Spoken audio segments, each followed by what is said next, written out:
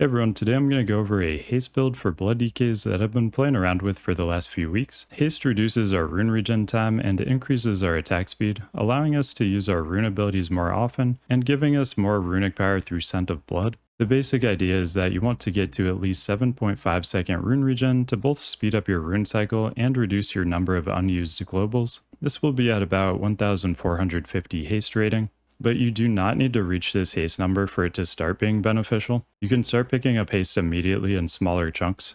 With 7.5 second rune regen, you can use 5 GCDs per rune cycle. 2 of these GCDs will always be a DS and RS. The third GCD will often be an HS, but this rune can also be used on rune tap, which won't trigger the GCD. The other 2 will vary a little based on timing and RNG. When you have Scent of Blood active, hit cap, expertise soft cap, and 10% haste buff, you can expect about 23 runic power per rune cycle from Scent of Blood.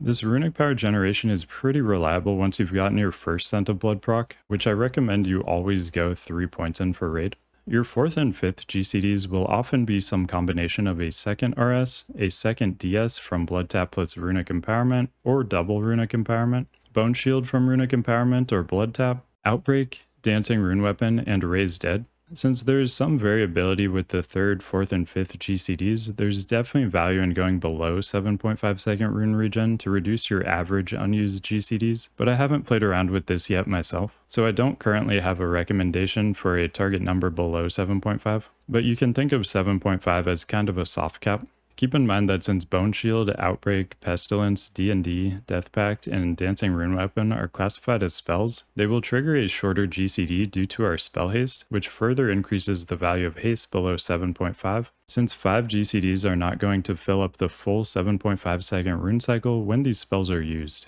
Now the big question is, how do we get this haste? My stat priority is Stam, Hit Cap, Expertise Soft Cap, Haste, Mastery, Expertise to Hard Cap, Dodge, and Parry. The big change here from the old way of thinking is that you'll have a lot less Mastery. Haste will of course give you significantly more damage than Mastery, since Mastery doesn't give you any damage. But the big concern most people have is that their healing will plummet with lower Mastery because that's what the Blood DK sim currently indicates. However, in real raids, Haste builds are performing better overall than Mastery builds for healing, so this is really just a flaw with the current sim and doesn't reflect reality. I currently hold both the rank 1 and 2 overall spots for Blood DK healing using the Haste build. If the sim was correct about Mastery being significantly better than Haste for healing, then doing the opposite of what it says would not give me the top spots. I should also note that I'm not doing anything special to go out of my way for healing parses. I'm going for a balanced approach that both maximizes my damage and healing without one significantly impeding the other. So the fact that I've ended up with both the rank 1 and 2 healing parses without it being my singular focus speaks volumes for the Haste build. For reference, the past couple weeks I've been running 105 to 120% mastery, fluctuating a little bit based on upgrades. Currently my main DK sits at 106%. That said, mastery is not bad. It's a great stat, but haste is just better to a certain point. You'll gain a ton of damage and generally do more healing, not less. I'll end by showing the BIS gear I'm going for. Normally I would have had this out sooner, but after week 1 of raids, I really had to reassess what I was doing and I didn't want to make a video until I was confident in my approach.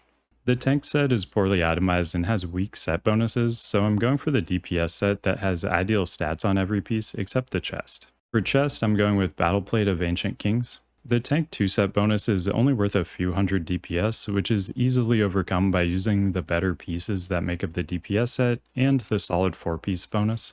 The 4-piece tank bonus has some niche use if you're trying to do something crazy like solo tank Halphus, but has little value in almost all other scenarios and you have to use a lot of bad pieces to get it. The 2-piece DPS bonus doesn't do anything for us, we just get it along the way. The DPS 4-piece bonus is worth 1000 plus attack power at Vengeance Cap, and all of the pieces that make up the DPS set are perfectly statted, making this a no-brainer pickup. The big thing that makes DPS items more desirable than they were in previous expansions is that all items of the same eye level have the same amount of stam, so you no longer lose stam by going for DPS pieces. As mentioned before, I'm basically just looking for items that have some combination of haste, mastery, expertise, and hit. I'm not a big fan of avoidance on Blood DK because it's completely random damage reduction that you have no way of planning for, and you have no chance of pushing normals off the table like block tanks. I personally just like going for the consistency approach. There are higher eye level items that don't have these haste, mastery, expertise, and hit combinations, but they're still good due to the increased stat budget for their eye level. For weapon, you can use a Curious for a little more healing, or Ash Candy for a little more damage, but please don't take Ash Candy until all of your DPS have it. For trinkets, Worm and Alchemist Stone are my standard, but you can also look to use some DPS trinkets if you feel confident that the stamina loss won't affect your survival. I hope this video helps you out. If you like what I do and want to support me, you can help me out by liking, commenting, and subscribing. Thanks for watching, and I'll see you in the next one.